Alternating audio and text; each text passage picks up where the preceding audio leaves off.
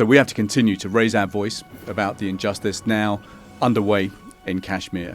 We have to be the leaders of a path to peace and justice, a path that has been blocked for too many years now. And that is why we need to stand up and say that this is not something that India and Pakistan can solve on their own. This human rights is never a bilateral issue.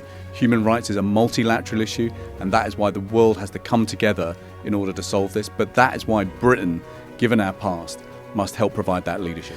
The key issues within the Kashmir issue now is to build a coalition around the world for those who think that this will never be solved by India and Pakistan continuing to argue between themselves. So in the short run, we have to make sure the United Nations human rights observers are allowed in so that they can uncover the truth and show the world the reality of what's been happening. And then we need to build a coalition of the willing, a coalition of those countries that are prepared to do the right thing and ensure that those promises that were made to the people of Kashmir all those years ago are finally on. So this election is about the future of our country, and it's about the future direction our country is going to take. If you are happy that the NHS is okay, if you're happy there's enough police, if you're happy with schools closing on Friday, then sure, you can vote for the Tories. If you think that's not good enough and we need a radical change of direction, if you think that we need a more equal country where people have a greater opportunities to thrive and flourish, then you need to be voting for the Labour. Very much need a Labour Friends of Kashmir again as part of a strategy for dramatically improving the capacity that we have focused on this issue. The research work, the briefings work, the media monitoring work, the work together with NGOs pushing into Kashmir to expose what is going on.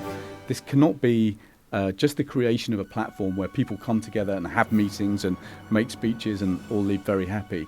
We've got to transform the amount of groundwork that we're doing, and Labour Friends of Kashmir, I think, could be a very important part of that strategy, creating a platform on which that work is showcased to the world. So our message to the people of Kashmir is very simple.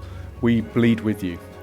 We feel deeply the crimes which are perpetrated against you, and we will not rest until you have justice. And we are so sad that our progress has been so slow. But the important thing is that we will never stop.